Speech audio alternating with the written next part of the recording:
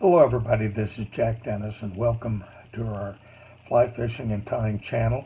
I hope you're all having a good start to the new year and out tying a lot of flies. Uh, we started a couple of weeks ago with our Jack Dennis and Friends fly tying session. Our first one was with Dave Allison, and I'm going to be showing you some from the past. One of the things I've been involved with my fly tying career is setting up fly tying theaters and been involved with the many conclaves that fly fishing groups and clubs have over the country. And they really highlight tyers that you may not have ever met. And one of the best ones is one in Idaho, both the Western Idaho Expo and the Eastern Idaho Expo, which is in Idaho Falls. They've been doing these fly tying get-togethers for a long time. We're talking over 30 years. So I want to do some highlights from some that I filmed in 2009 and 2010. And you'll get a chance to meet some names you know, and maybe some names you didn't know. And one of the nice things about tying at these expos is all the excitement and sounds of people going around telling lots and lots of fly fishing stories. Most of them may be exaggerated. But one of the nice things about the theater is you get a chance to listen to the tyers talk about their experiences and answer questions. I think you're going to enjoy them. We're going to start this week with several. We'll try to give you the most information. And I know some of you are going to say, wow, I don't know about the materials. Well, these are really uncut. So, you do your best on figuring it out. But I think you're going to enjoy the interaction with the crowd and with the tyers. And really uncut and I think extremely fun. Let's get going.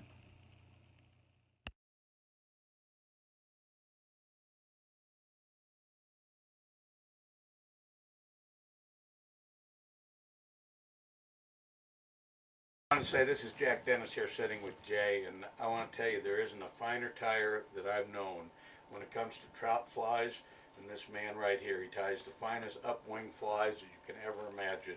So listen up. And I know one thing, it's his hopper. I don't care what anybody says. They may call it the days, but he won't. He's too modest to say it. But that one that I have caught so darn many fish on, and I'll tell you, still, Jay, that it's the go-to hopper pattern in about a size 10. When I can't get them to get in that foam stuff. You bet. Oh, that's for darn sure. I get them to eat your hopper. So that's what you're going to tie, I guess, right? Well, I'm going to start with that. All right, great. You bet. Jay. Well, when we're proceeding to tie a grasshopper, the first thing I have to show you is how to tie the legs. And that's the first little tricky thing that we have to do. And I didn't invent putting legs on flies. I just came up with a step-by-step method to show you how to tie the legs that will make this an easier for you to tie legs for flies, whether it's this fly or any other fly you'd like to. Well, first we start with a long fibered material. In this case I'm using a golden pheasant tail, and I stand it in my vise. We have the long fibers, and I pull the fibers off to the right with my right hand. Right now I'm having a little trouble finding my forceps, but that's just one of those things that they're here. Yeah, my forgetfulness. So we pull these fibers off with my right hand, and I'll show you how to tie this knot in a feather. Hold it from underneath with my left hand, take the forceps and put it in this little V-shaped notch between the fiber, my hand, and the fibers. You open up the forceps and grab the material. Then you push it off. Whoops, I opened up my forceps and let go of the material. So we'll do it again. Under the feather with your left hand, put the forceps through that notch, wrap it around the back, open the forceps, and I dropped it again. Well, in reality, I may need a little bit longer material. And I think I'll look here for a longer feather, fibered feather. The longer the material, the easier it is to tie these. And, oh, it was my darn forceps. They weren't closing completely. Another pair of forceps will help that. So, we'll get a little longer material to show this. Again, from underneath with the left hand, put the forceps under, wrap it around, open the forceps, close the forceps. Now, I push it off the forceps or it will lock up on the forceps. Now I have a knot, and before it's pulled tight, you can adjust the length of that knot, the length of the leg, tighten the knot so that you have a leg and the knotted lower portion of it. And we'll do another one so we have a matching pair that we can tie on the rest of this fly.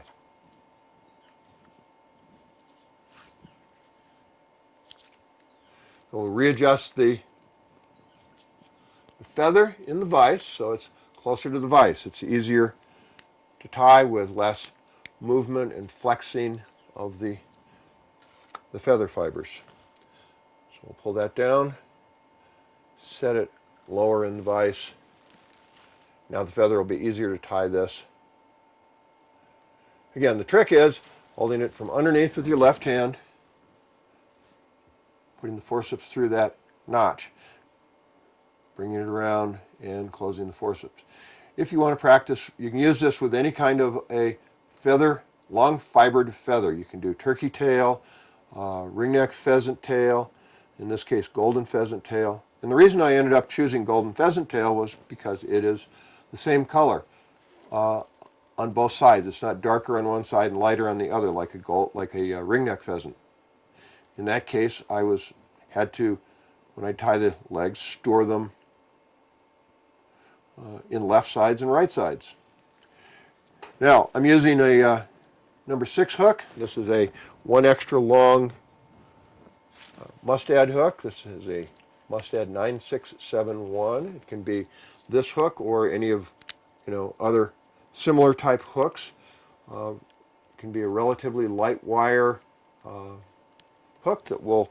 This is a good floating fly, so it will hold up a very nice medium weight hook. What this mustad hook is, or a lighter wire hook as well. One of the things that I see around now is that is the name of this hopper, and it's been called a Dave's hopper, and it's been called a Jay's hopper. We'll attach thread. I'm going to use a yellow one. I do them in a variety of colors. In this case, I'll be using a pale yellow thread. I tie this the traditional grasshopper, Joe's hopper type original flies that Joe Brooks used was bright yellow yarn. We started from a traditional basis. We use bright yellow. I now use pale yellow, olive, tan, grays, and even some reds for particular situations. So, in many cases, the first thing we're going to attach is the tail of this grasshopper. We use dyed elk hair. It won't flare an awful lot, and it will make a good tail for this fly.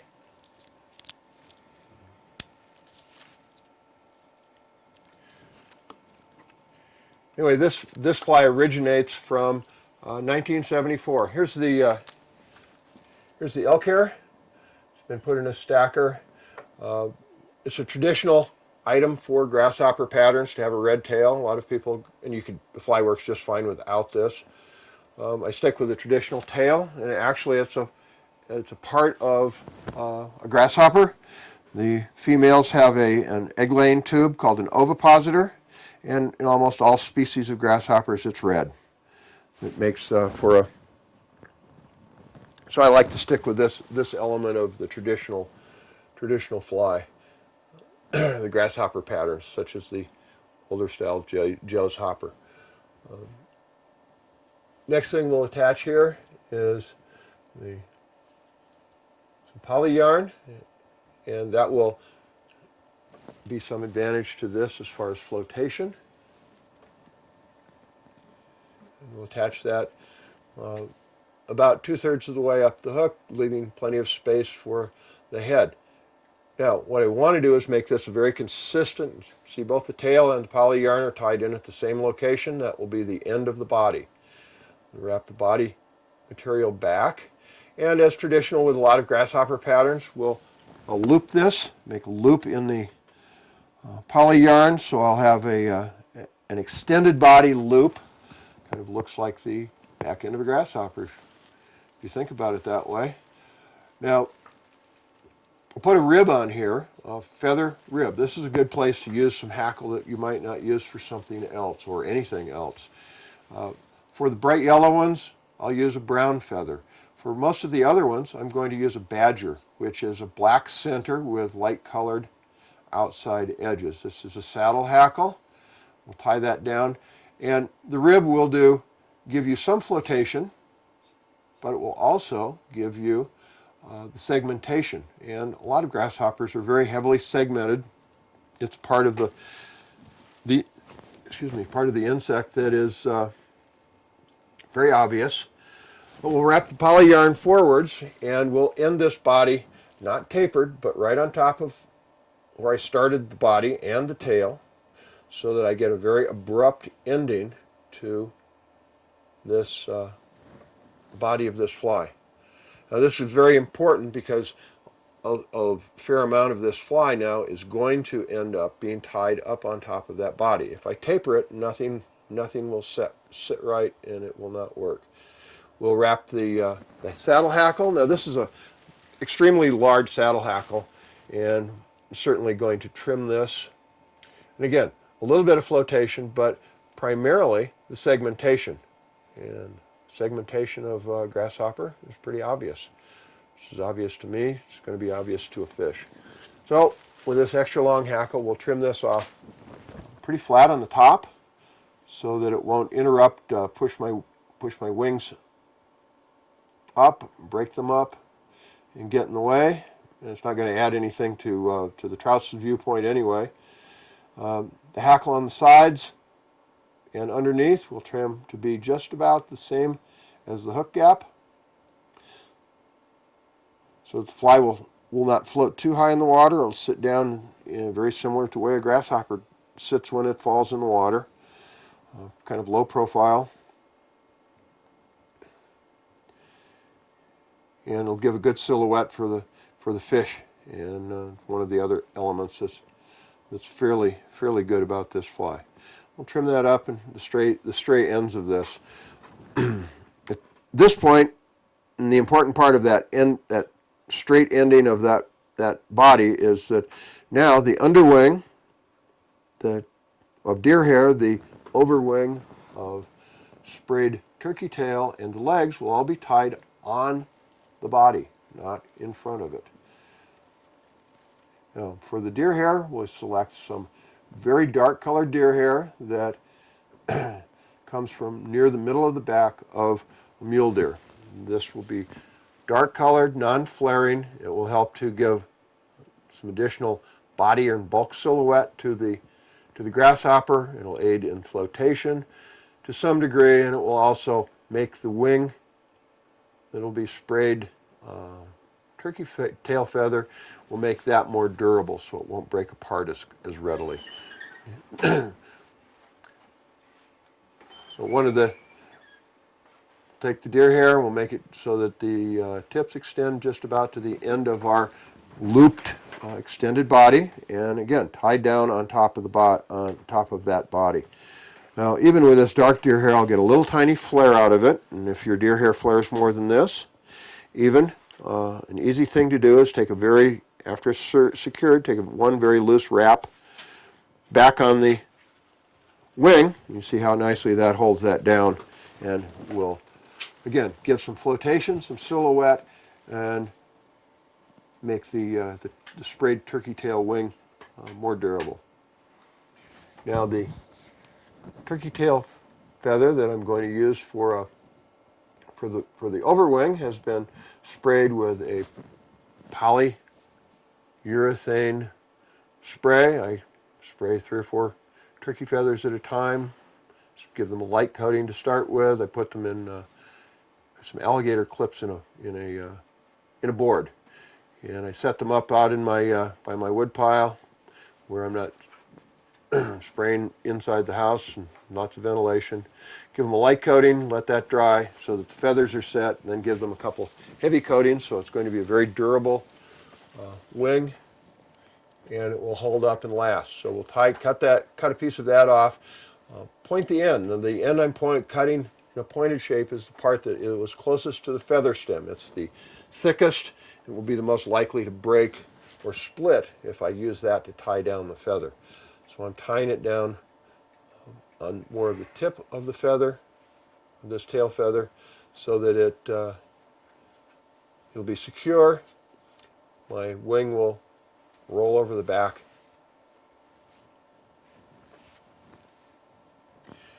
And that's tied down, again, on top of the body. And cut it off right at the front. And with the underwing, the hackle, gives a nice silhouette from a grasshopper from a trout's perspective. At this point, we now take our legs that we started with and tied, and attach those to the sides. It takes a little fiddling around to get them so they're lined up straight. If you want to make them, you can give the trout the idea of a injured grasshopper. In this case, the tail feathers or the leg was a little bit too long, so instead of snipping it with my scissors, I'm going to break it off with my thumbnail. We set it on the sides of the grasshopper and adjust it so whether you want the legs to be straight up, the knots on the legs will bring back almost to the end of that turkey tail wing, and about to where the forward part of that notch is. So a nice long leg, it'll be very obvious to the fish. When we invented this fly in 1974 on a float on the Snake River, one of the things that Dave Whitlock did, and I did as well, was to observe grasshoppers, live ones, from a trout's perspective, in a tank of water. And the legs were very obvious. He was not sure of that before that point, and his original Dave's hopper did not have legs. Then we attach the second leg and whip finish this, and this is tied with, this part of the fly was tied with a 3/0 monocord. Now for doing the head, we will change our thread from a 3/0 monocord to an A-weight thread that will spin the deer hair much better. At this point, and I usually tie these series of them, maybe a dozen at a time. When we get to this stage, you put head cement both on the where the legs were attached, but also on the knotted portion of the legs. Believe it or not, the knots will untie themselves when you're fishing if you don't put a little drop of head cement. I like to use the water-soluble Loon head cement. Doesn't have any noxious fumes. I've spent enough time tying flies that I do not like that using head cements that have bad fumes. So we'll change to an A-weight thread and attach that. Now we use a different type of deer hair for the spun hair head. With this type of a deer hair, we're going to use one longer fibered deer hair, not too coarse, not too fine, for a size 6 or 8 grasshopper that has lots of gray coloration in it, the gray portions of the deer hair, and this will be mule deer hair.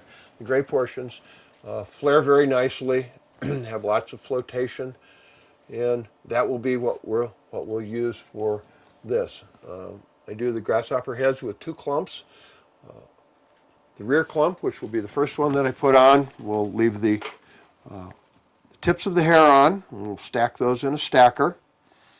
Trim off a suitable size clump.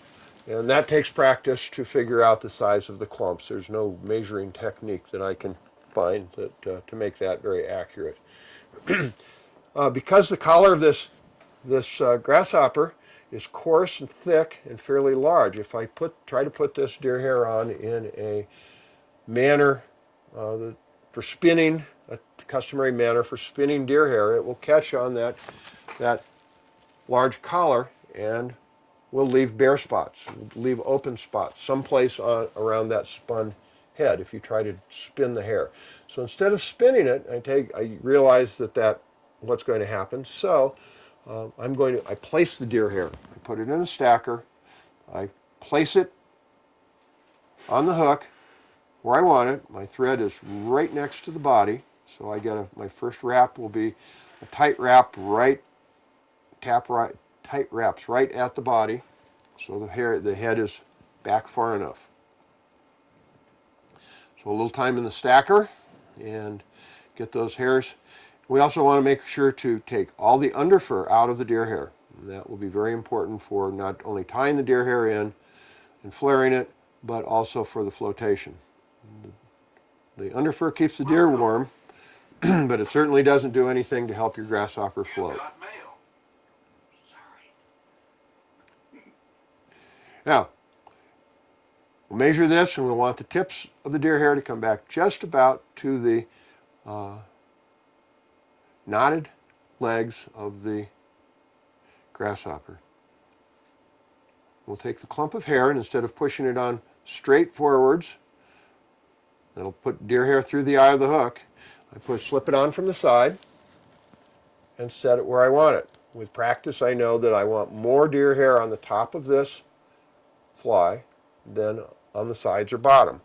So this takes a bit of practice, but slip this on here from the side, put it the length I want it, turn it so the most deer hair is on the top of this, and grab it with my left hand so it's placed where I want it. This is called placing deer hair.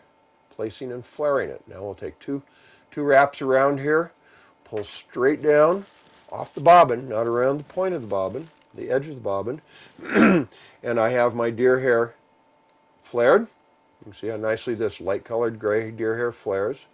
I'll take my thumbnail and pack it. You can use a packing tool if you'd like. Stand it up as straight as possible and then flare it some more. Carefully spiral my thread forwards through that large clump of deer hair towards the bare hook, or the bearer hook. When I've got about 4 more wraps through that deer hair, and I've flared it in each place, it will be very secure and will come to the front. Pack that some more and make sure that it is, I have an open space. Now we'll take another clump of deer hair. I'll cut the tips off of this clump because I don't need them. I don't want to confuse them when I'm trimming this with the tips of the deer hair that I want to save. So this second clump of deer hair does not need to be stacked, but it will be because I don't have a rough collar now, as we did for the first clump. It will spin very much like they write about in the books. We'll take this with my thread right next to the first clump, hold it up. We'll use a pinch technique to make sure my thread comes right back down over the deer hair and right back down as close to that first clump of deer hair as possible. We'll pull the deer hair down, take a second wrap. Now we'll start to put some tension on this. What I'd like is I want the first couple layers of deer hair to come up and touch themselves, touch each other. If they come up and touch, you'll have enough tension on this so it will spin when you pull it, spin and distribute around the hook. If I have more than a couple layers of deer hair that touch, I've put too much pressure on it, and it probably won't, and it most likely won't go all the way around the deer hair, the hook, and distribute the deer hair, and you'll have a big gap someplace. If I don't put enough pressure on it so the first layers touch, that won't be enough pressure. It will probably just fall out of the thread when you try to spin it, and you'll get to start over. So, that's spun around there very nice, made at least a whole trip or two. I pack this with my thumb, stand the deer hair up as straight as possible, and again, spiral my thread, my A-white monocord, through the clump all the way to the eye of the hook. Make a few wraps, put in a whip finish, and my grasshopper is ready for a haircut.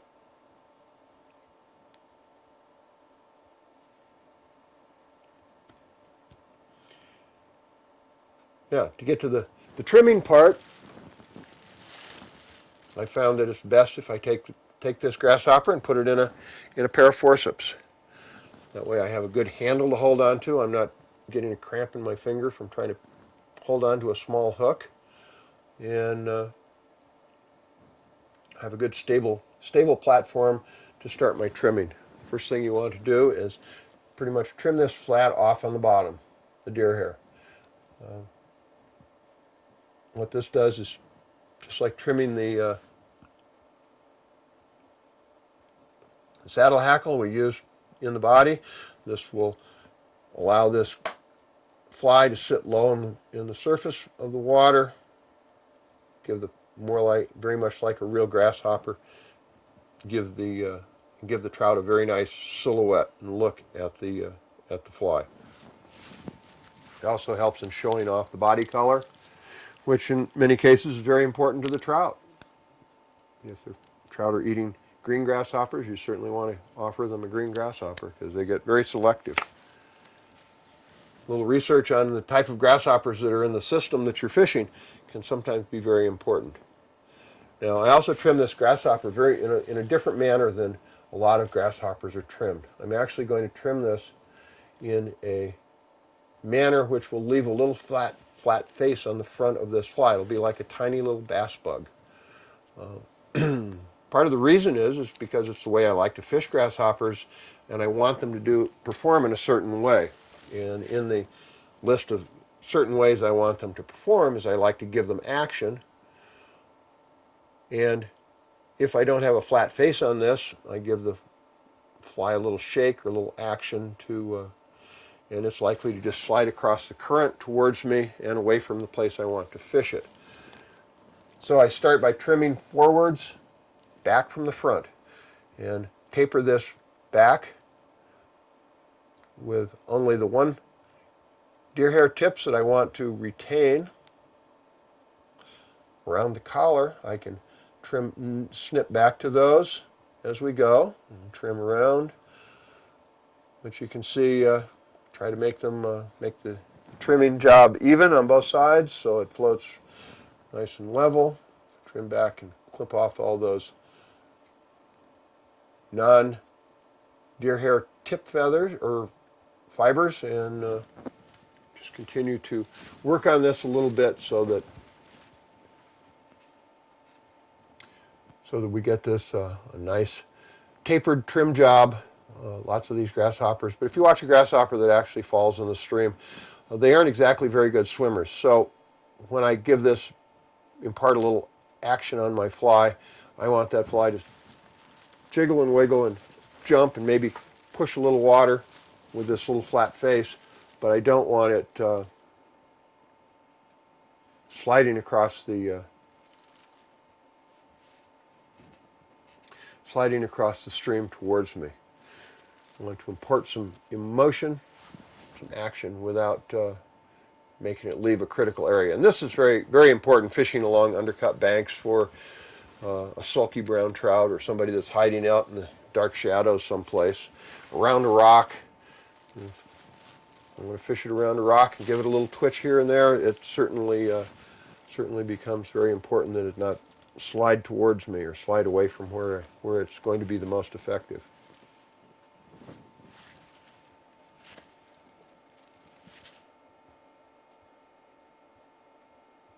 This has proved over the years to be one of the more effective grasshoppers that I've ever fished. But when it was put in the 1974 book, Second Fly Tyer's Almanac, it was